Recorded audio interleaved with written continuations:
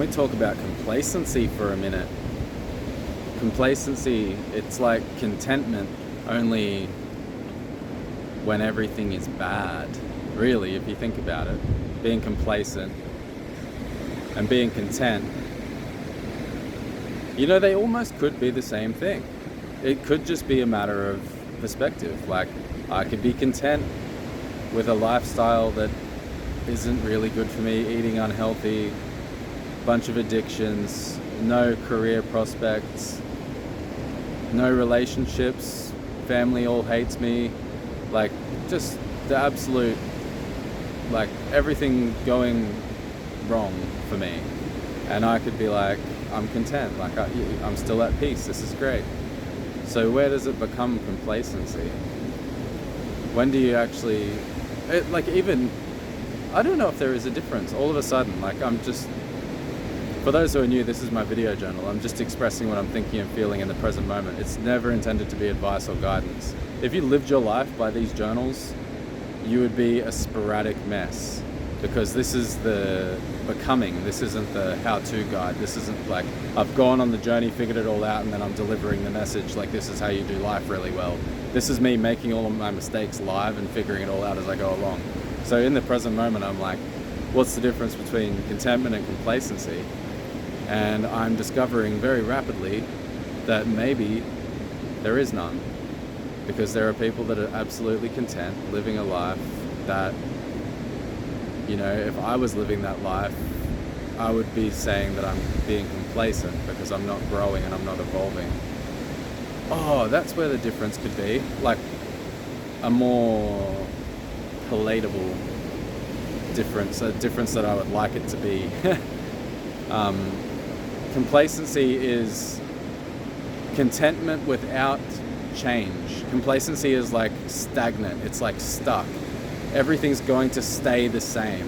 Whereas contentment, I feel contentment right now, everything's fine, I'm at peace, this is great, but I'm also going to continue to change things for the better and for the worse and in all different ways, and I'm going to enjoy the evolution and the possibilities.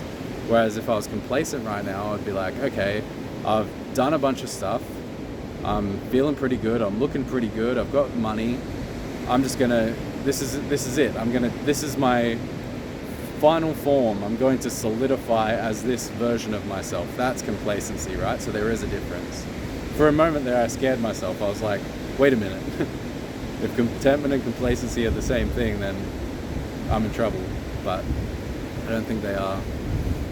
The reason I wanted to bring up complacency is because I'm seeing it in a lot of the people that I'm working with in all different areas of life, not pointing out anybody in particular, but complacency seems to be the thing. It's the attitude of complacency that's keeping people stuck. And I find it quite often comes from the fact that there's no need to do anything differently. Like everything is on cruise control, everything's going fine. Like you've got food on the table, you got a roof over your head, you got warm shower, like everybody's constantly checking in on you, is everything going okay, and you've got a lot of emotional support. Like particularly if you're somebody who struggles a lot, like it's very easy to get into a place where everything's kind of being done for you, or done, like you constantly have like external support to make stuff happen, like to make sure that you stay on track. So you kind of just get really comfortable and nothing's really required from you to continue the journey. Like growth is not essential, like when you've got so much support because you've fallen into that complacency or depression, anxiety, all the different mental health labels that we could put on somebody and say like they need help and support. And then you get help and support from like the government or from your family or from your community, wherever it comes from, and maybe it sort of becomes normal for you. Like you just kind of get used to it. Like this is my life now. But 100 years ago or 1,000 years ago, depending how far you want to go back, like if somebody wasn't able to contribute meaningfully to the community, to the family, or to the society at large, that wouldn't last very long. Whereas now we've built a society where you pretty much guaranteed that everything's going to be taken care of. Like, and like, there's times when this isn't true. Like, I know even myself in the past, I couldn't access any kind of support or services because I was too fucked in the head to figure out how to take step one.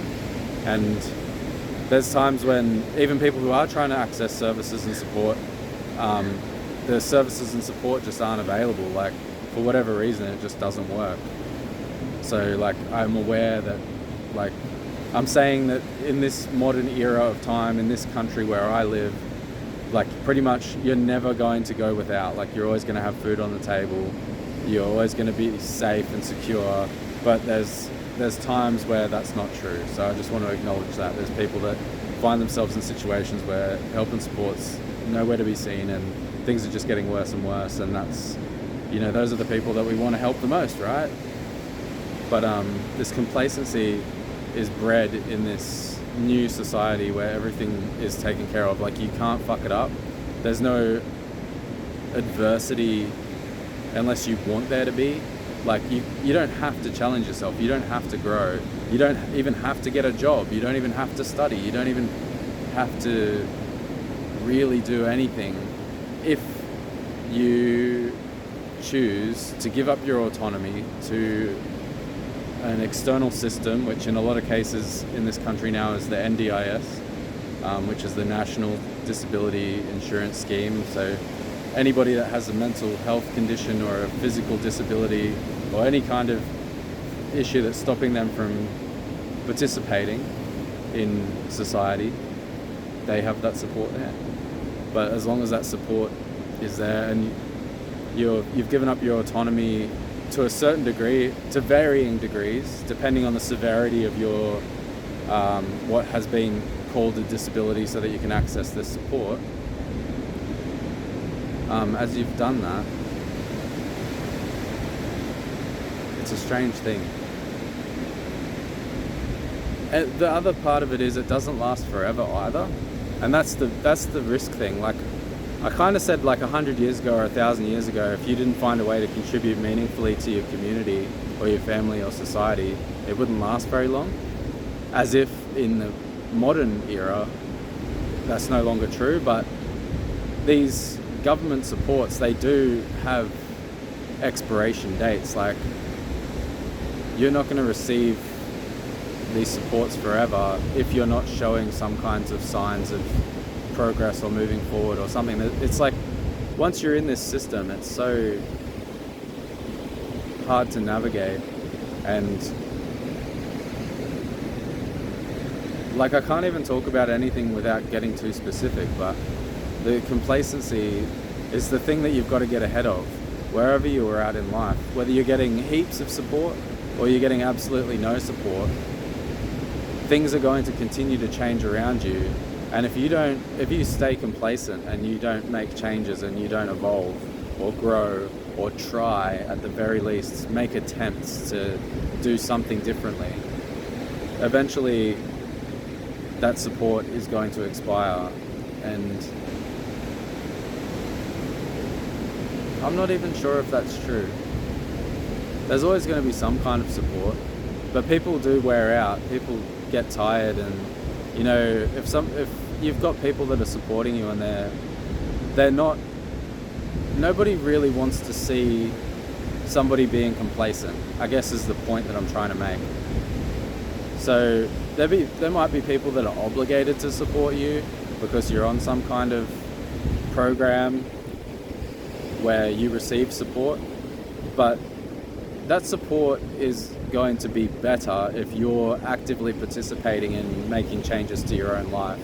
And it's going to be so much, like, the support's not going to be as good if you are complacent, because I know from my own experience working with heaps of different kinds of people that I put in what they put in. You get out what you put in, you know? So if I'm working with somebody and they're really determined to make changes in their life, I will make sure that they make those changes. But if I'm working with somebody who is just complacent and they're like, oh, everything's taken care of, I don't need to change because I've got this support and I've got this financial support as well, and I don't need to do anything, everything's fine. How do you think the support around that person is going to change. Like, okay, cool, buddy, you just get to just stay the same while everybody else has to contribute. It kind of, like, even if you have all the compassion and empathy in the world, it does weigh on you to see somebody not trying. So I'm not even sure if I'm speaking to myself or if I'm speaking to anybody else. There's a lot of different ways that this could be received. You could be a carer for somebody that you love and care about heaps, or just a carer in a professional capacity. And it might just be nice to hear, like, yeah, you're not the only person who's kind of noticing this sort of complacency that's being bred out of like an overabundance and over availability of support, which, like, I want people to have all the support in the world. I want people to have what they need to thrive in this world. But there's this weird thing going on where it's eliminating the adversity, and you need like challenges, and you need something driving you to force you to grow in a way. Like, if everything was easy for me, I wouldn't be where I'm sitting now. Like, I wish that I had more support than I did have, but I definitely don't need the degree of support that I'm seeing people getting now. And I wonder if there's a way to awaken people to this issue. You know, it's an issue that has been around forever. Like, everybody knows, like, the parents that had the teenager who started taking drugs, and they tried all these different things. They had so much compassion and empathy, they cared so much, and they invested huge amounts of time and money to do every possible thing, and they listened to the experts, they asked for advice, they lost so many nights of sleep, and they sacrificed their own careers and things that they had going on to invest even more time and energy into this teenager that was off the rails. And nothing works, because what's missing is the teenager isn't being challenged. Like, they're being supported to continue their behavior. So, like, what is this? Like, how do you even begin to talk about this? Because it's a sensitive subject. It's a sensitive thing to say, like, maybe you need to withdraw a little bit of that support if it's just being used for somebody to remain complacent and continue to hurt themselves.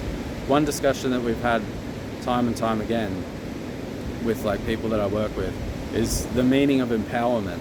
Because some people would say, like, we're helping somebody become more empowered if they get to make their own choices. But there's a slight, subtle nuance debate to this, like another side to the coin. And it's like, if you're helping somebody empower themselves to eat more junk food and drink more soft drink and just do heaps of stuff that's really unhealthy for them. Let's take it to another extreme. You're empowering somebody to take heroin because that's the choice that they want to make. Is that empowering? No, it's disempowering, because you're actually assisting the person to hurt themselves. It's no longer empowerment if you're assisting somebody to make a decision that's detrimental to their future. And, you know, where do you draw the line there? Because even within the protocols and all of the stuff that we are supposed to understand as support workers, or in any capacity working with people who are in this kind of system, we're not supposed to project our beliefs onto the participants, right? So it doesn't matter if I think something is a bad idea or a good idea. Like, we're supposed to just empower them to make their own mistakes. But where do you draw the line with that? And, like, how much do you bring in your own ideas and expectations about what it means to be a really good person, or a really whole person, or whatever? And, like, I'm good at being the observer and just taking that step back, and, like, I sort of draw my own little line at, like, I don't assist people to empower themselves to make bad choices. I will assist them to empower themselves to make good choices, but I also won't stand in the way of a bad choice or a mistake, or Because who am I to say what is the right way to do things, or like what's a mistake, how a person should live their life? And the mistakes are an important part of creating that adversity. You gotta fuck shit up so that you can learn lessons, so that's one of the main motivators for change. So that's one of the things that I see that's missing. Not only do we have this overabundance and over-availability of support, we also have these systems in place that are actually actively preventing people from making serious mistakes that would be significant enough to be a trigger for a dramatic shift in personality, behavior, and habits, you know?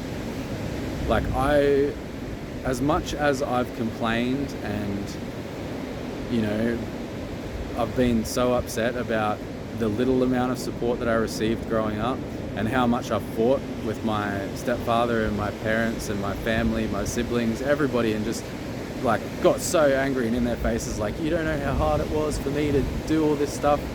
Like, at this moment in time, I'm kind of grateful that I had to do it all by myself. But I also don't want to ever say that it's okay to just like throw someone out on the streets, and after you've abused them and like fucked up their mental health completely, throw somebody out on the streets with nothing and tell them to find their own way. Like, that sucked.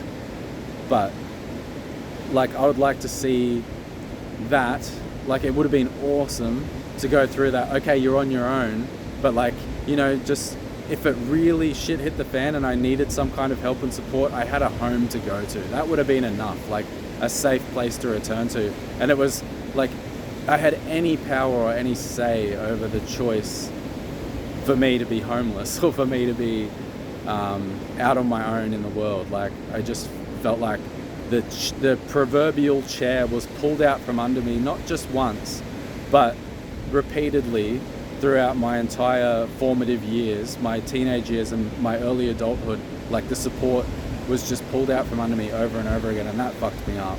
But I think, you know, there's a place somewhere in between all of this stuff that I'm saying where we can foster the adversity and the challenges in a healthy way.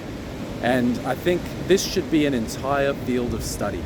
I think there should be teams working on this shit. There should be psychologists, psychiatrists, whoever, all these people that the experts in the field that the whole system is worshipping. This is something that they should actually be working on. Like, how do we create challenge and adversity that generates mistake making that leads to meaningful and significant impactful change, because you don't want to repeat this shit over and over again. Like, instead of just getting people into a comfortable, safe space and sort of, it's a place where you're also drugging them, dumbing them and numbing them with all these prescriptions so that their behaviors and everything are under control. Like, that's one thing that I'd get rid of straight away. Like, the over medicalization of mental health and the over prescription of drugs to manage behaviors and symptoms. I would get people back to a point where they're actually responsible for maintaining their own balance and their own state. And like, it's quite radical, it's quite ridiculous, and I don't expect anybody to agree with me, because it's like, this is a baby idea. That's why I'm saying there should be a whole field of study. There should be teams working on this, because I'm just one person who's like seeing this, and I know other people would be seeing it too. And I just see like this amazing opportunity to strip back some of these layers and free people up enough so that they can become their own person a little bit more. And I just wish that I could articulate it clearer, but this is the whole thing. Like I said earlier in the video, like, this is me making all the mistakes and figuring it all out. I don't know what I'm saying. I'm learning, I'm exploring, I'm observing. And this right now is the beginning of something significant that maybe I will be the one to lead the team that does all the research, and then in 10 years' time you're reading the book by Kai that explains how we can foster meaningful adversity so that people can have challenges that make them evolve, you know, like, but you don't want to be like, that's the whole thing, the whole issue in the first place that I have with Western medicine and Western approaches to mental health, is that it's so manipulative once we get it down to this level, because I'm sitting here saying, like, I want to force people to have a bad day. Like that's essentially what I'm saying. I want to force people into adversity and challenges. I want them to suffer so that they evolve, when really we're only in this mess because we've created a system that's taken something away. Like, we're constantly creating these imbalances. All that really was needed was for people to be able to go on their own journeys. That's all that was ever needed. People needed the freedom to fuck their shit up and then figure out how to fix it. And we need a little bit of support in doing that. But I just feel like there's an imbalance in the entire social fabric of the world right now, where there's nobody really truly capable of supporting us as, citizens, like, or family members or whatever. Like, so many people are so fucked up that there's nobody to turn to when you do need genuine support that's actually helpful. So we do have to outsource these normal connections that you would expect from a father or a teacher or a coach or something like that. There are still great fathers and teachers and coaches, but they're in such short supply. Like, you'll often hear the stories of, like, the kid who grew up and his dad was useless, but his mate's dad actually kind of raised him and taught him how to be a man. That's so common in these times. And that dad was probably that figure for like half a dozen or a dozen young men growing up, because their own dads were all, missing in action. So we're living in this society that's just so out of balance, and there's nobody to turn to when you actually do need support. And when you do go looking for help, usually it makes things worse. Like, from my own experience, turning to people that I had an immediate social connection with, they weren't helpful. It took me to go exploring way outside of my social circles to find people that could actually support me in ways that were meaningful for me, so that I could fix my own mistakes. And it's so tempting to just look for somebody that's going to fix all these mistakes for you, or give you a solution, like, take these pills, do this therapy, this is your new routine, this is your new life, this is going to make you okay. And you go, oh yeah, sweet, thanks. But then you end up in that complacency. You end up in that place where you have no motivation, you have no meaning, you have nothing that you're working towards, because you're just sort of trapped in this prison of coping instead of actually facing the root cause of the issues that are inside of you.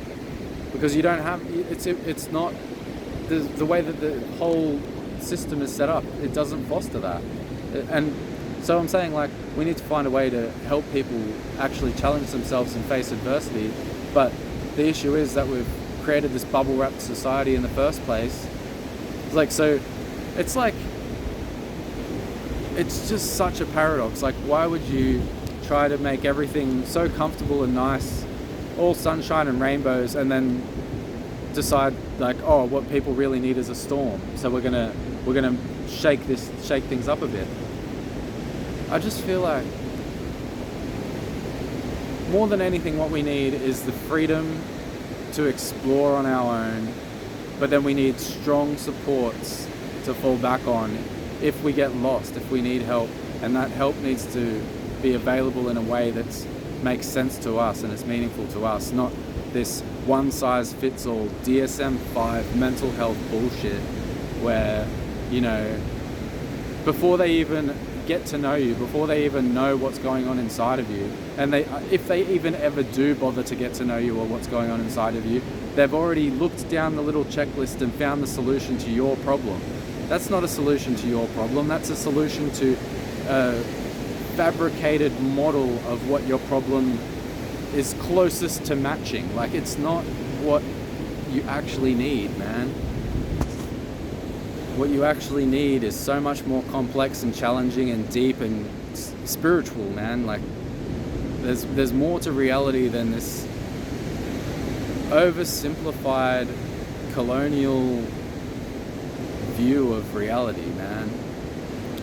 And I'm gonna probably get more and more vocal about it, because I'm caring less and less about people thinking that I'm crazy or thinking that I don't understand, because I've just gone beyond that. Like, I do understand. I know how to do this. I know how to help people. And I've got evidence to back it up, and it's stacking up, and it's going to get more and more impactful and profound and meaningful. And there's going to be more and more people behind me, you guys watching this, like saying like, yeah, Kai's actually onto something here. And you know, like I said, this is never intended to be advice or guidance. I'm just thinking out loud. But I think this thinking out loud is more valuable than most of the bullshit that people are saying about, you know, how the world works, how mental health works, how being a human is supposed to be. Like, let's explore it a little bit. Let's not know. Let's be whatever we are in this moment. If you enjoy these journals, please make sure that you pass them on to anybody else you know who may benefit. Subscribe if you haven't already, and make sure to share your thoughts and feelings in the comments down below so that we can create a little bit of a meaningful discussion down there as well.